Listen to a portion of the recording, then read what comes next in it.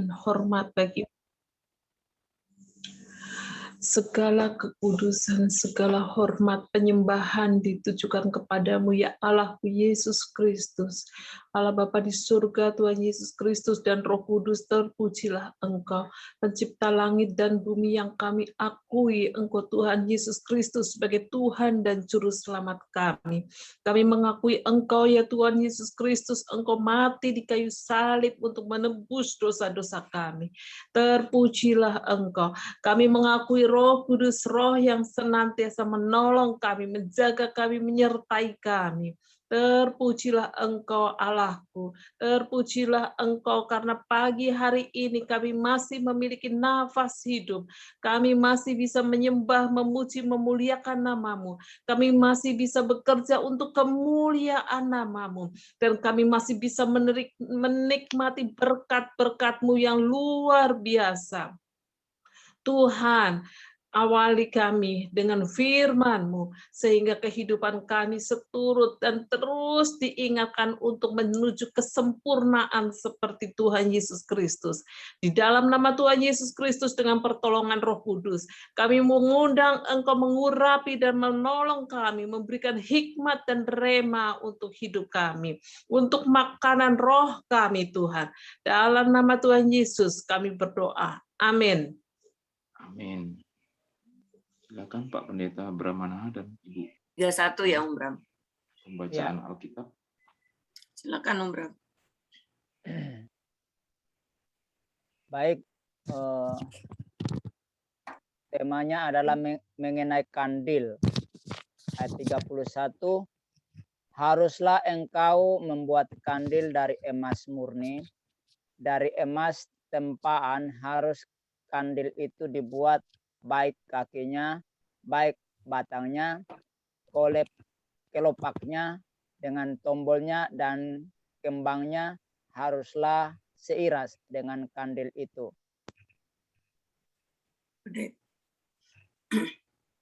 Kodek.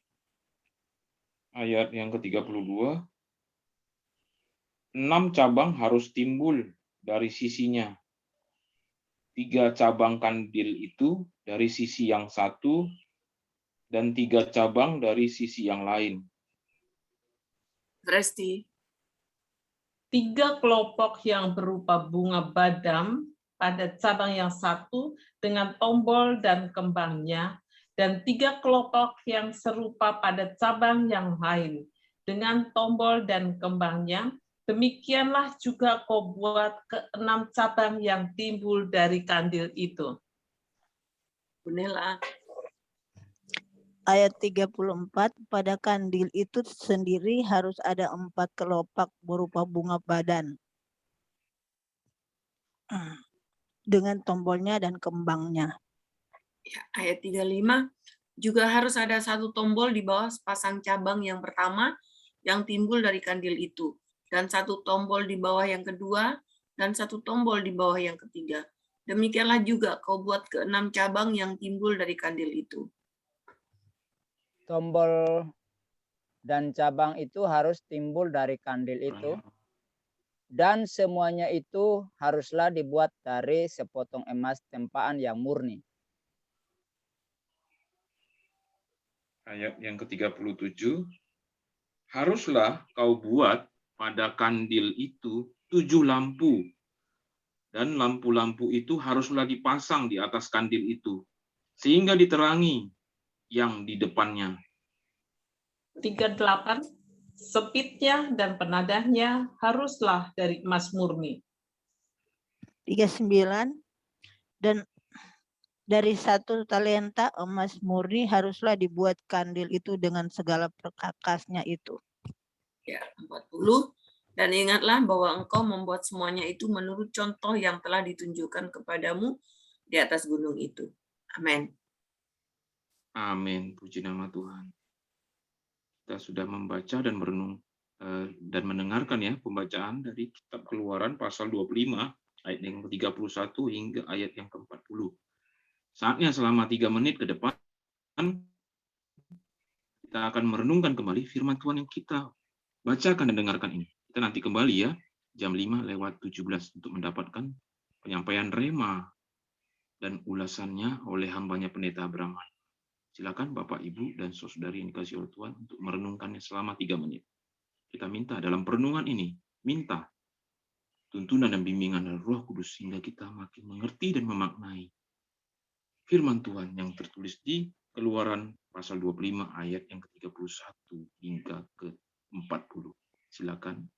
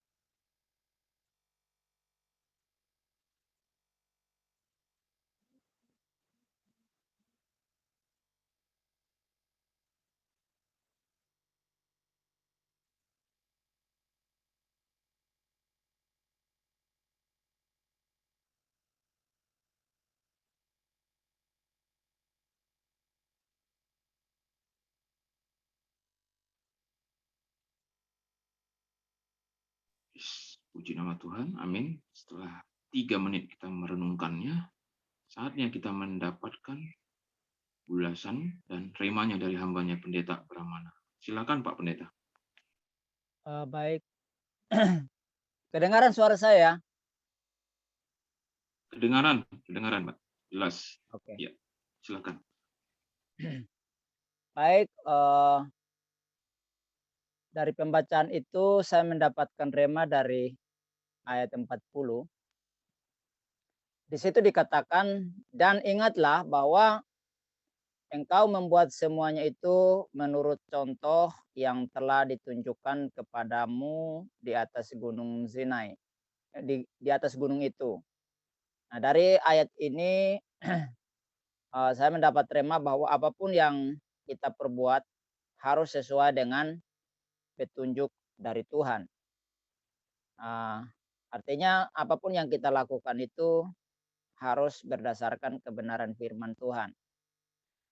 Nah, di sini memang hubungannya dengan kakidian. Kandil itu artinya sama dengan kakidian. Jadi kakidian itu adalah tempat di mana menaruh lampu supaya bisa menerangi semua yang ada di dalam rumah.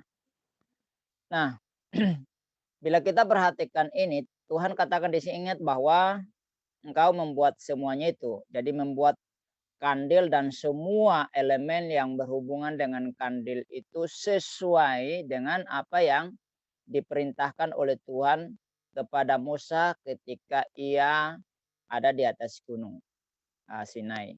ya, untuk mendapatkan semua petunjuk di sana yang berhubungan dengan Tuhan, berhubungan dengan bangsa Israel. Nah, jadi di sini Tuhan ingin supaya apapun yang dia katakan, mungkin kedengarannya aneh, kedengarannya tidak masuk di akal. Namun Tuhan ingin supaya kita sebagai umatnya itu harus taat, ya, dengan apa yang Tuhan berikan sebagai petunjuk dalam menjalankan kehidupan kita menuju kepada tanah Kanaan.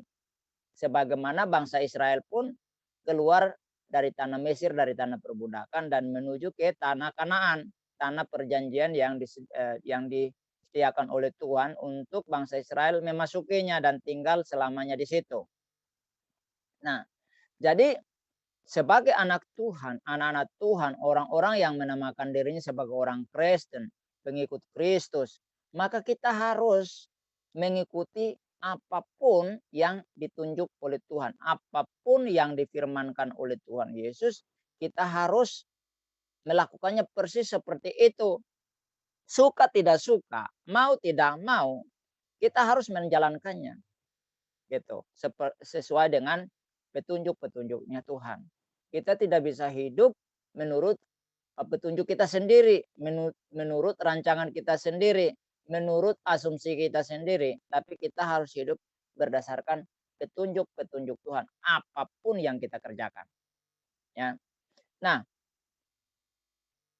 ketika kita berbicara tentang kekijian, Tuhan Yesus berbicara, ya, di dalam bagian firman Tuhan. Yang pertama di dalam Matius pasal 5 ayat 15. Tuhan Yesus katakan, lagi pula orang tidak menyalakan pelita lalu meletakkannya di bawah gantang, melainkan di atas kaki dian sehingga menerangi semua orang di dalam rumah itu.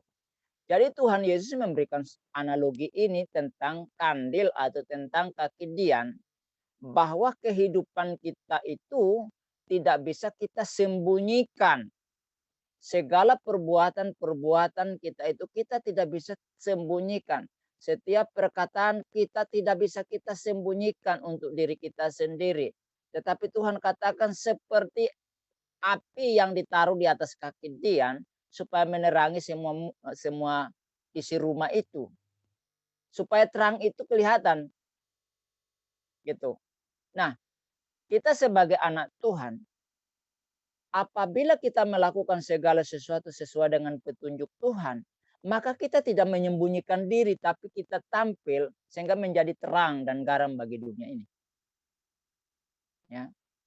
Ada banyak orang Kristen suka menyembunyikan dirinya. Banyak orang yang menamakan diri Kristen, tetapi takut datang kepada terang. Kenapa? Karena mereka bukan terang itu sendiri. Kalau mereka datang kepada terang, maka segala perbuatan busuk mereka akan nampak. Saya ambil contoh dulu saya begitu. Kenapa dulu begitu enggan untuk datang kepada Tuhan? Karena segala perbuatan saya itu jahat. Tidak sesuai dengan petunjuk-petunjuk Tuhan. Maka takut datang. Nah, orang yang menamakan diri Kristen, tapi tidak bisa menunjukkan terangnya, perlu dicurigai. Dia itu anak Tuhan atau hanya mengklaim dirinya anak Tuhan. Dia itu pengikut Kristus atau hanya mengklaim diri pengikut Kristus. Kalau soal main klaim-klaiman mah, semua orang juga bisa klaim-klaim. Saya anak Tuhan, saya umat Tuhan, saya pengikut Tuhan Yesus, saya percaya Yesus Kristus, setan juga percaya. Nah, oleh karena itu, jikalau kita sebagai umat Tuhan, sebagai anak Tuhan, sebagai pengikut Kristus, maka pasti ya kita berani untuk tampil menjadi terang. Karena apa? Kehidupan kita sesuai dengan petunjuk-petunjuknya Tuhan. Sehingga kita tidak takut untuk tampil. Ketika kita anak Tuhan, maka kita berani tampil. Sehingga apa? Hal-hal yang tidak sesuai dengan petunjuk Tuhan nampak. Dan itu akan dipotong dan dibuang. Sehingga apa? Akan tumbuh tunas baru yang bisa menghasilkan buah rohani. Ya. Nah, di dalam kitab Wahyu pasal 2 ayat 5 juga dikatakan, sebab itu ingatlah betapa dalamnya engkau telah jatuh. Bertobatlah dan lakukanlah lagi apa yang semula engkau lakukan. Jika tidak demikian, aku akan datang kepadamu dan aku akan mengambil kaki Dianmu dari tempatnya. Jika engkau tidak bertobat. Jadi perhatikan di sini.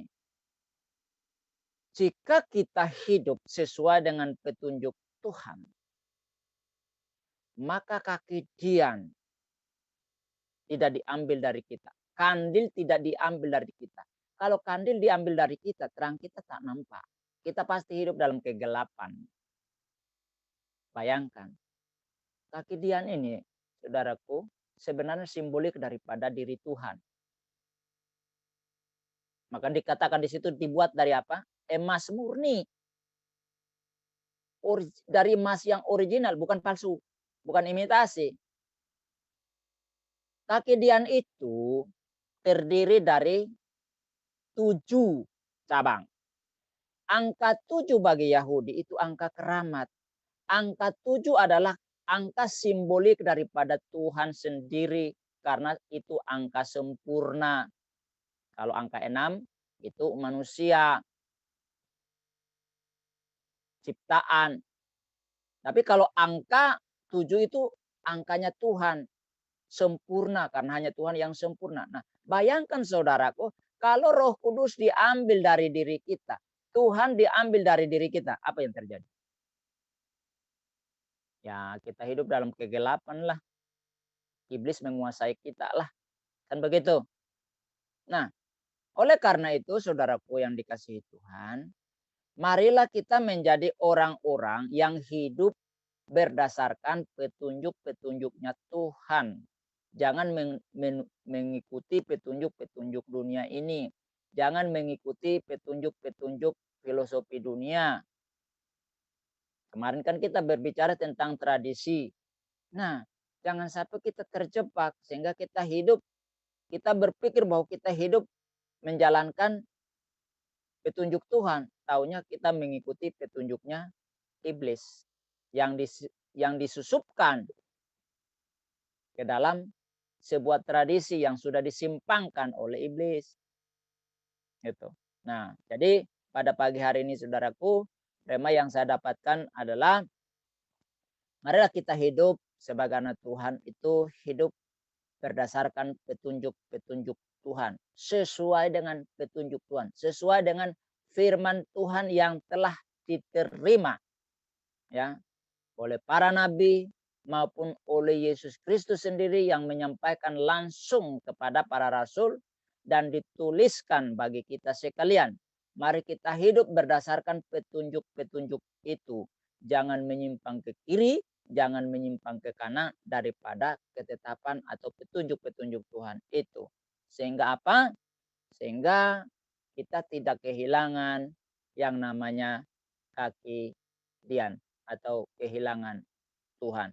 Tidak akan bertemu dengan Tuhan selamanya karena kita terpisah. Kita di neraka, Tuhan dan orang-orang yang mengikuti petunjuknya tinggal di surga. Sehingga nanti kita berteriak-teriak seperti orang kaya di dalam neraka. Tolong suruh Lazarus ke bumi untuk menyampaikan kepada saudara-saudaraku supaya mereka tidak menderita seperti saya. Tapi Bapak Abraham katakan, ada pada mereka kitab suci. Biarlah mereka membacanya, dan kalau mereka bertobat, mereka akan datang ke tempatnya Lazarus dan tidak ke tempatmu.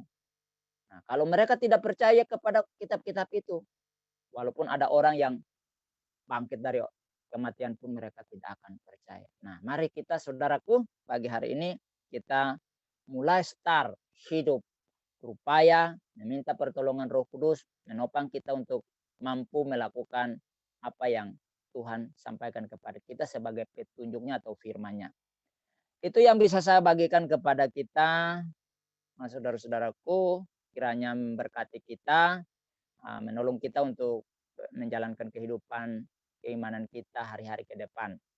Dan silakan untuk teman-teman yang ingin untuk berbagi rema dari bacaan yang sudah kita baca tadi, silakan untuk berbagi. kepada kita sekalian. Tuhan Yesus memberkati. Shalom. Silahkan.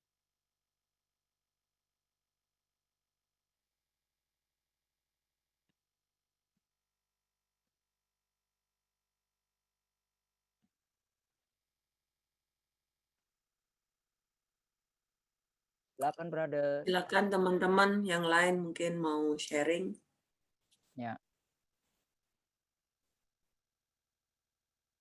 Untuk Bang Hari yang baru gabung, kita baca Keluaran 25 ayat 31 sampai habis.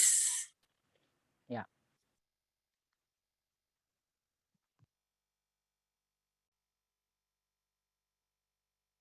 Shalom. Rema Shalom, yang Ibu. saya dapatkan ya tadi saya udah memperhatikan penjelasan dari Pak Pendeta, itu sungguh memberkati. Dan di sini saya dapat di ayat 31, haruslah engkau membuat kandil dari emas murni. Dari emas tempaan haruslah kandil itu dibuat, baik kakinya, baik batangnya, kelopaknya, dengan tombolnya dan kembangnya haruslah seiras dengan kandil itu. Tadi pendeta akan jelaskan bahwa kita itu kandil itu harus memancarkan terang. Kita itu harus memancarkan terang Kristus. Nah, saya dapat remanya dari kandil harus dibuat dari emas murni.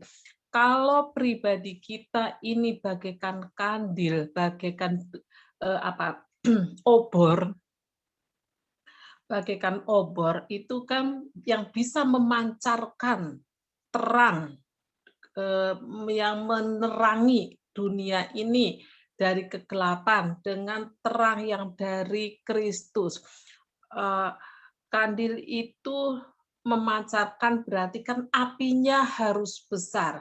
Nah, karena tempat api itu yang harus memancarkan terang berarti kandil itu sendiri harus sangat kuat, harus tahan panas. Kalau diri saya diumpamakan kandil, berarti diri saya itu harus kuat untuk mendapatkan tempaan, untuk dibakar. Mungkin dibakar dengan persoalan, dan akhirnya persoalan itu bisa dimenangkan, dan karena sudah menang dari persoalan itu, pasti sudah mendapatkan pengalaman dan juga hikmat ataupun apa yang bisa dipetik, dan itu bisa dibagikan ke orang lain dengan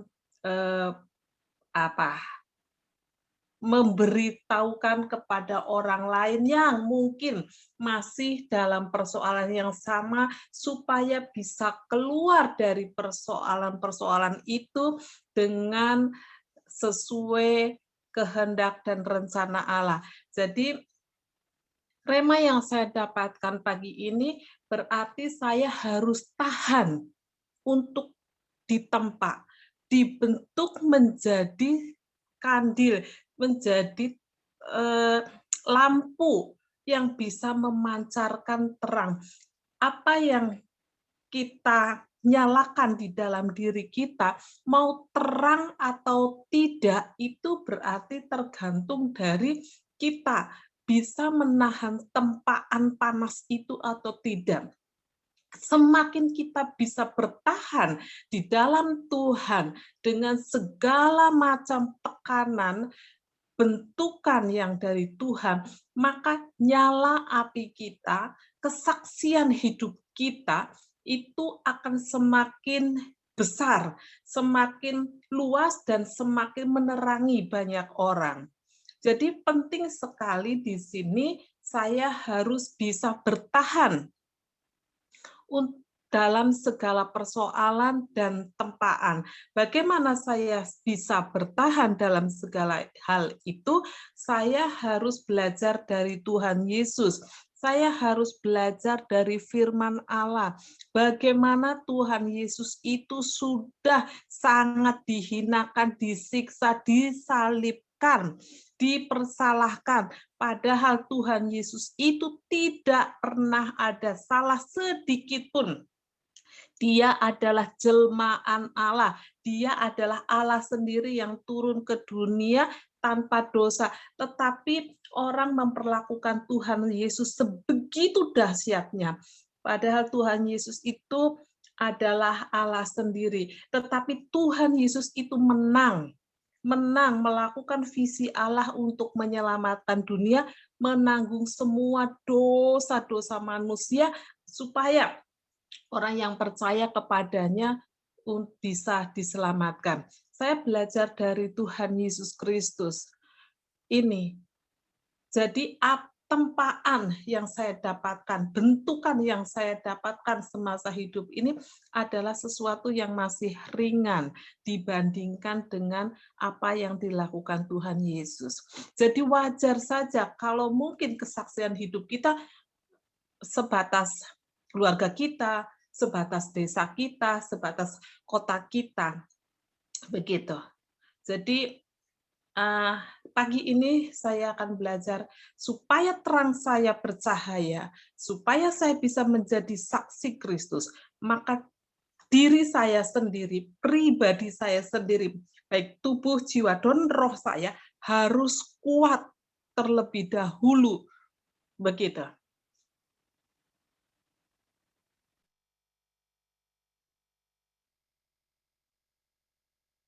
Iya, terima kasih Tresti sudah berbagi.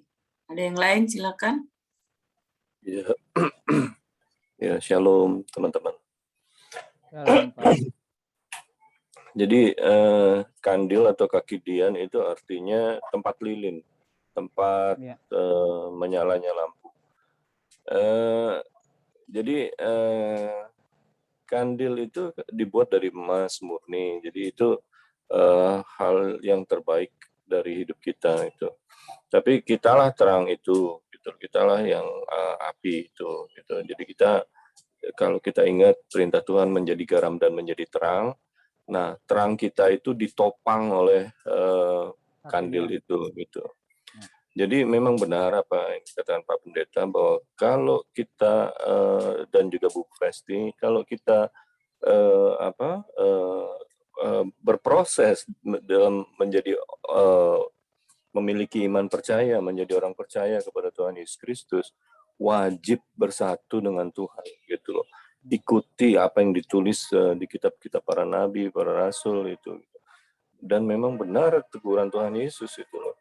Kalau kamu tidak percaya dengan kitab Musa, kitab-kitab para rasul yang adalah saksi mata langsung, saksi mata hidup-hidup terhadap kemuliaan Allah gitu. Itu orang yang mati dari hidup pun kamu tidak akan percaya gitu. Jadi itu wajib buat kita untuk semakin lekat kepada firman Tuhan gitu. Karena hanya melalui kita lah firman Tuhan itu bercahaya terang gitu.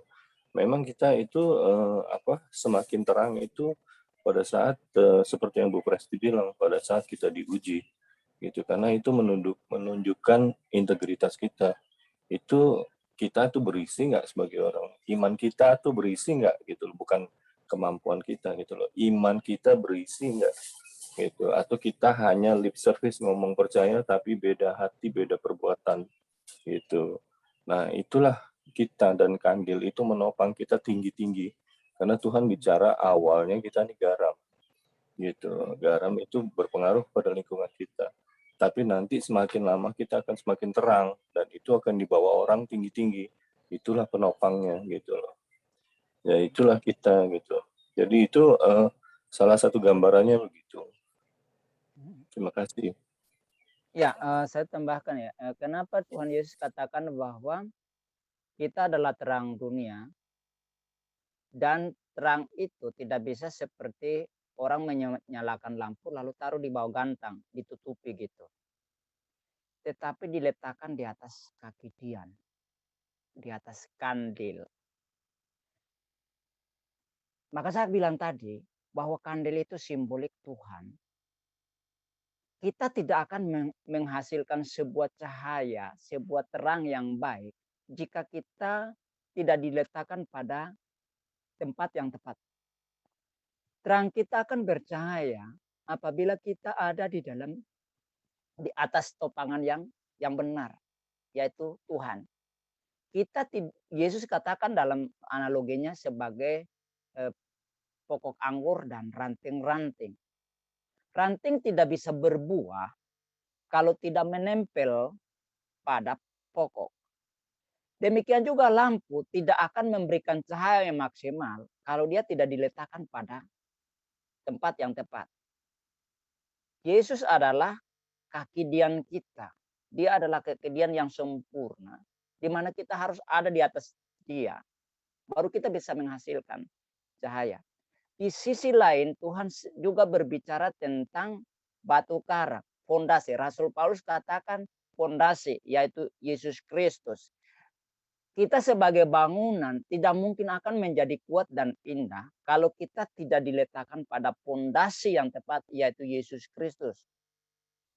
Kita tidak akan memberikan suatu dampak kepada orang lain kalau kita tidak berdiri pada posisi yang tepat.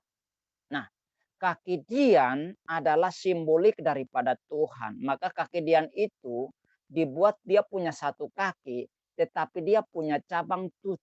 Maka saya katakan dalam numerik Yahudi, angka 7 adalah angka keramat. Karena itu simbolik daripada Yahweh sendiri. Nah, oleh karena itu hidup kita akan memberikan dampak apabila kita ada pada diri Yesus. Seperti Pak Hari bilang tadi. Kita harus benar-benar berafiliasi dengan Tuhan dan menyatu dengan Tuhan. Baru kita akan menghasilkan sebuah tindakan, perbuatan yang sesuai dengan petunjuk Tuhan. Gitu. Nah, oleh karena itulah kita penting untuk bersatu dengan Tuhan. Seperti Bu Presti bilang tadi, kalau kita katakanlah adalah Kristus, ya anak-anak Tuhan, maka kita masuk dalam proses. Ketika kaki dian itu, kalau kita ada bersama dengan kaki dian, kita dibakar pun kita bisa bertahan. Kita diuji, kita bertahan. Karena apa? Kita ada pada posisi yang tepat. Sehingga Tuhan yang akan menopang kita.